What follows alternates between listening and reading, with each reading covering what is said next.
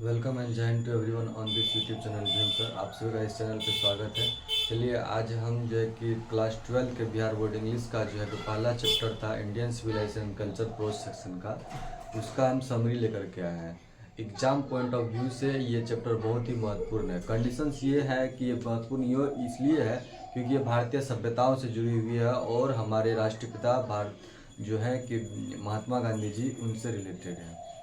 अर्थात ये लगभग सभी ईयर्स एक ऑप्शन में ज़रूर रहता है इसका समरी लिखने के लिए। चलिए इसकी समरी को पढ़ते हैं। कल हम महात्मा गांधी जी के बारे में बता दिए थे। महात्मा गांधी जी का जो बायोग्राफी है, autobiography my expand with truth, उसी से ये लिया गया है।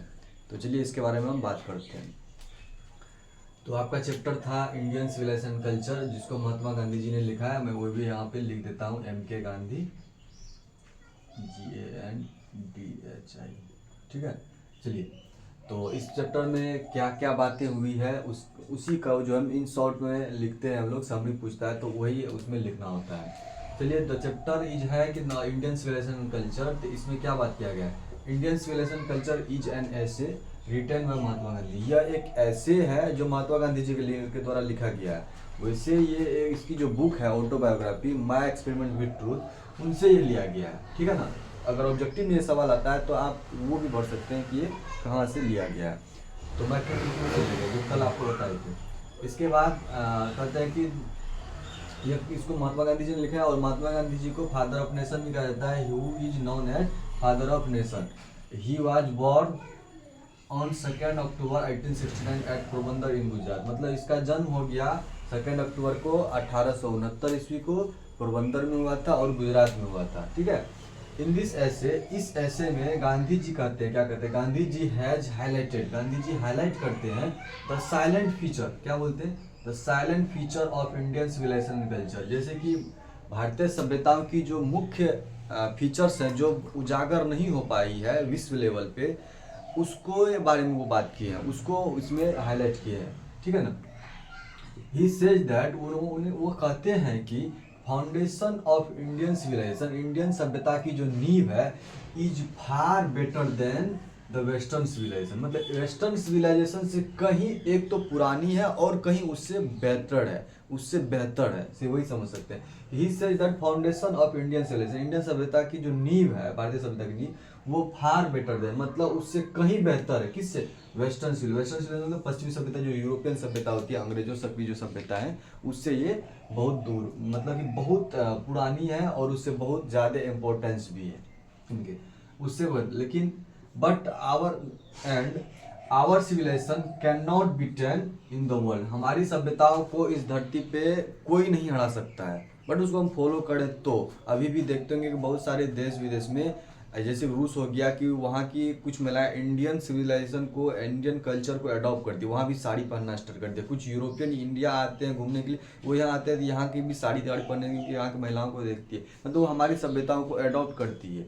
बट अपना लोग क्या होता है कि अब अपना छोड़ करके वेस्टर्न पे जा रहे हैं, फटा जीन्स पहनना स्टार्ट कर देते हैं। क्या बताएं, छोटे छोटे कपड़े ओढ़ रहे हैं, अपने सभ्यता को बड़े पूजा पार्टी सब अवॉइड कर रहे हैं अभी के टाइम में। वही चीज़ है कि अपना जो सिविलाइजेशन है वो इन द वर्ल्ड में जो है सबसे बेस्ट है और इसे कोई नहीं हरा सकता है। मतलब कि our civilisation can be beaten in the world. इस बिकॉज, इसका कारण भी क्या? क्योंकि we are following the path, हम लोग उस रास्ते को फॉलो करते हैं जो हमारे एंसेस्टर, हमारे पूर्वज, पाथ मतलब रास्ते, आवर एंसेस्टर, एंसेस्टर मतलब होता है पूर्वज, जो हमारे पूर्वज लोग जो हैं कि अपनों लोगों के लिए बनाया है, समझे? इसलिए इसको कोई मिटा नहीं सकता, इससे कोई हरा नहीं सकता, इससे बेस्ट इस वर्ल्ड में कोई सभ्यताएं नहीं है। समझ गए ना? We are following the path, हम लोग फॉलो करते हैं the path that our ancestor made for us, जो हमारे पूर्वज हमारे लिए बनाए थे। ओके, कहते this there is a charge against us. देखिए, हम लोगों के ऊपर ये थोपा गया है, किसके द्वारा? यूरोपियों के द्वारा। क्योंकि अंग्रेज यहाँ पे 200 साल रहे, तो वो यहाँ रहे, वो कैसे रहते हैं, धीरे धीरे हम लोग उसका सीखेंगे, थोड़ा थोड़ा करना भी आ जाएगा। इसीलिए उसी को लोगों को करने में अच्छा लगने लगा। तो क्या कि वेस्टर्न सिविलाइजेशन ही अपना लोग अडॉप्ट कर लिया। इसीलिए इसको आप बोल सकते हैं कि there is a charge against us, हम लोगों पे ये थोपा गया है by the western people. Western people का मतलब कौन हो गया, आपका जो वही हो गया अंग्रेज, किसी के बाप दादा ये सब मतलब होता है ना, अंग्रेज का बहुत चाटुकारिता करता है, धीरे धीरे वहीं से स्टार्ट हुआ है, फिर उसी का कॉपी करते करते अब नॉर्मल लोग तक भी चला गया है। ये वेस्टर्न पीपुल के द्वारा अपन लोगों पे थोपा गया है, that we are in arrogant and asteroid, जिससे हम लोग ना अभी तक बाहर नहीं निकल पा रहे हैं, समझे, और उसको अभी तक हम खत्म भी नहीं कर पाते। वो हम लोग इस तरह से थोपा गया है कि क्या बताएं कि उससे निकलना मुश्किल बुझा रहा है। इसलिए अपने सिविलाइजेशन को, अपने कल्चर को न भूले, अपने सिविलाइजेशन को आगे बढ़ाएं और अपनी सभ्यताओं में रहें तो बेहतर है। चलिए आगे चलते हैं। But Gandhi says that, Gandhi ji क्या बोलते हैं कि गांधी जी कहते हैं, लेकिन गांधी जी कहते हैं दैट दिस चार्ज इज, यह जो चार्ज है, यह जो दोष है, अगेंस्ट आवर मेरिट्स, ये हमारे मेरिट के खिलाफ है, हमारे गुणवत्ताओं के खिलाफ है, हमारे जो सिविलाइजेशंस की जो मेरिट्स है, हमारे जो सभ्यताओं की जो गुणवत्ता है उसके खिलाफ है, क्योंकि इससे अपनी गुणवत्ता में गिरावट होती है। अपना लोग वेस्टर्न को ज़्यादा फॉलो करेंगे तो क्या होगा, स्वाभाविक है, दो आदमी है, आप अगर गलत आदमी को ज़्यादा प्रमोट करेंगे तो लोग उसको ही प्रमोट करने लग जाएंगे ना। इसलिए कि जो अच्छाई है उस पर ये हावी होते जा रहा है, हमारे मेरिट्स पे, हमारे गुण पे ये हावी होते जा रहे हैं, अगेंस्ट आवर मेरिट। इसके बाद चलते हैं, we can also do anything. देखिए हम लोग जो एवरीथिंग, वही हुआ कि हम लोग अगर चाहें तो कुछ भी कर सकते हैं, we can also do everything, हम लोग कुछ भी कर सकते हैं, but our civilisations does not give us permission to do so. मतलब हुआ कि हम लोग अगर चाहें तो किसी भी देश की सभ्यताओं को अपना सकते हैं और किसी भी देश की सभ्यताओं को ख़त्म भी कर सकते हैं, बट हमारे जो सिविलाइजेशंस है, हमारे जो कल्चर्स हैं, हमें ये सिखाते हैं कि किसी की में कमियां नहीं निकालनी होती है, और किसी का जो है कि क्या बताएं उसको, उसका दुरुपयोग नहीं करना होता है। ये हम लोगों को परमिशन नहीं है, ये हमारी गुणवत्ताओं में है ही नहीं। हम लोग अपने सभ्यताओं को बढ़ाएं, अपनी सभ्यताओं में रहे और अपने गुणवत्ताओं को बढ़ाएं, अपने सामाजिक, जिसको सोशलिज्म बोलते हैं, उसको पे उस पर बढ़ाव दें, ये चीज़ है। लेकिन हमारी तो, हमारे सीधा करने हमारे कुछ लोग होता है बहुत बेईमान होते हैं, उसके इस एग्जाम्पल से समझ लीजिए। अब उसको हम क्या समझ सकते हैं कि हम भी तो बेईमान नहीं हो सकते, क्योंकि हमारे माता पिता ने ये संस्कार दिए हैं कि हम चोरी चकारी बेईमानी ये सब नहीं करते हैं, नहीं कर सकते हैं। अगर वो परमिशन दे तो हम लोग, किसी का माई बाप उसको परमिशन देगा तो कोई भी कर सकता है, वही चीज़ समझिए, इसको ऐसे लीजिए। ये भी, but we can also do everything, हम लोग सब कुछ कर सकते हैं, बट आवर सिविलाइजेशन, हमारी जो सभ्यताएं हैं, does not give us permission, हमारी सभ्यताएं हमें परमिशन नहीं देती है ऐसा करने के लिए। यहाँ तक समझ गए होंगे।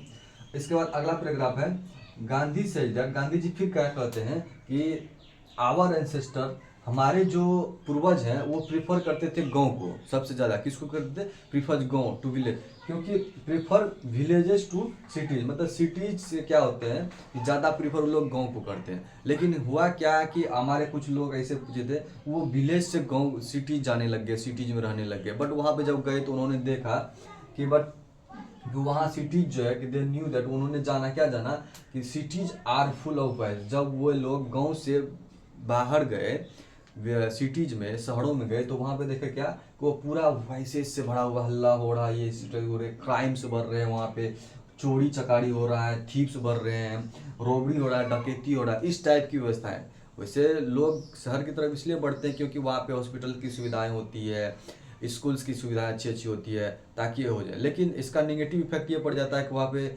नेगेटिव चीज़ में ये वायलेंस, हल्ला गुल्ला, नॉट पीसफुल इन्वायरमेंट रहता है, और वहाँ पे चोरी चकारी, थीप्स, चोर लोग भी रहते हैं, जैसे मेरे साथ भी हुआ, आप लोगों को पता ही होगा, इस टाइप्स की। बट इन विलेज, बट लेकिन हमारे गांव में ऐसा नहीं होता है। अपना गांव का लोग जो है, पीपुल लिव इन पीस, पूरे शांति से रहते हैं, सत्संग भजन करते हैं, भगवान की भक्ति करते हैं, आते हैं, दिन भर काम करते हैं, फिर सब कुछ करके खाना वाना खा करके आराम से सो जाते हैं। मतलब किसी का चुगली चकारी इस टाइप की होती है, बट उस लेवल की नहीं होती है। और दूसरा चीज़ है कि अपने से मतलब ही नहीं, बल्कि एक समाज से भी जुड़े हुए रहते हैं। 10 आदमी बैठते हैं, वही मार्केट में आइएगा तो एक आदमी इस रूम में है तो दूसरे रूम का आदमी को वो नहीं जानता है, नहीं टोकता है, नहीं बात करता है, एक बिल्डिंग में रहता है। तो ये चीज़ है कि हमारे गाँव में वो जो वो माहौल है, वो सभ्यताओं की जो परंपराओं हमारे पूर्वज से आ रही है उसको फॉलो कर रहे हैं। मतलब हमारे लोग जो है कि विलेज से सिटीज की ओर तो जा रहे हैं, लेकिन वो हॉस्पिटलाइजेशन के लिए जा रहे हैं, स्कूल्स के कारण से जा रहे हैं, बट लेकिन वहाँ पे जब जाते हैं तो उसको वहाँ पे क्राइम देखने को मिलता है, वाइसेस देखने को मिलता है, वायलेंस देखने को मिलता है, रोवर्स मिलने देखने को मिलता है, डकैती होते हैं जिसको बोलते हैं, एंड थीव्स, चोर चकारी, बहुत सारी चीज़ होते हैं। बट हमारे विलेज के लोग बहुत शांतिपूर्ण तरीके से रहते हैं। फिर कहते हैं गांधी जी क्या कहते हैं, गांधी जी से दैट अपना जो माइंड है ना, माइंड एक रेस्टलेस बर्ड है। अब इससे समझ में आता है कि ये माइंड रेस्टलेस बर्ड क्यों है, क्योंकि इसको तुम जितना दोगे ना ये उतना चाहता है, चाहे कोई भी चीज़, चाहे पैसा हो, जितना चाहिए उतना इसको और चाहिए। मतलब वही चीज़ होता है कि माइंड एक रेस्टलेस बर्ड है जो कभी आराम करना ही नहीं चाहती है। इसीलिए कहा था mind is restless bird. The ये जो है कि द मोर इट गेट, जितना इसे प्राप्त होता है, द मोर इट वांट, मतलब जितना इसे मिल रहा है ये उतना ज़्यादा चाहता है, समझे। इसीलिए और सब दिन ये अनसेटिस्फाइड रहता है, so we can should not be do, मतलब जिसको हम लोग पूरा नहीं कर पाते हैं, समझे। ये गांधी जी की समरी थी। अब एट द लास्ट में आप लोग लिख सकते हैं कि एट द एंड हम इससे क्या सीखे, तो वो या तो इसे हटा नहीं, हम वो भी लिख देते हैं। कंडीशंस क्या है कि एट द लास्ट के लिए जो कि आप वैसे सुन लीजिए क्या है, हम वैसे तो लिख के रखे थे आप लोगों के लिए। तो उसमें है कि at the end we can include the about the theme of the chapters, इस चैप्टर के बारे का जो थीम है वो यही है कि हमारे सिविलाइजेशन को बढ़ावा दें और उसको कभी ना भूलें। कि उसमें गांधी जी क्या कहते हैं कि हमारे सिविलाइजेशन को कभी भी दूसरे के सिविलाइजेशन से कंपेयर नहीं करना चाहिए। Gandhi ji has compared Indian civilisation to the western civilisation, वो इसके बारे में कंपेयर करते हैं कि अपना जो सिविलाइजेशन है पश्चिमी सभ्यताओं से कहीं बेहतर है। And eventually he has suggested we are Indians and to shut it the all the core, मतलब इसे किसी भी कीमत पे इसे नहीं भूलना चाहिए, इसे किसी भी कीमत पे नहीं छोड़ना चाहिए, इसलिए हमें अपनी सभ्यताओं को आगे बढ़ावा देना चाहिए। बाकी आप को हम जितना बताए थे फर्स्ट पैराग्राफ वो लिख दीजिएगा, और एट द लास्ट आप इतना भी लिख दीजिएगा, यहाँ तक भी लिख दीजिएगा। हम कहते हैं अगर 10 मार्क्स के पूछते हैं तो 8 मार्क्स आपको श्योरिटी के साथ मिलेंगे। हम लोग 10 में 10 भी आ जाएगा, और इतना लिख दिए तो 10 में 10 मार्क्स आपको मिलेंगे। तो इसके लिए आपको यही है, इसे पढ़ना होगा, इसे बार बार देखना होगा, और देखना ही नहीं बल्कि अगर याद करना है तो वैसे याद कर लीजिए, इसके बाद उसको 2-3-4 बार लिखिए। जो जो इम्पोर्टेंस चैप्टर है हम वही पढ़ाएंगे, और उतना कर लीजिएगा तो आपको लिए बेहतर रहेगा। आज के लिए इतना ही, मिलते हैं अगली कक्षा में। धन्यवाद।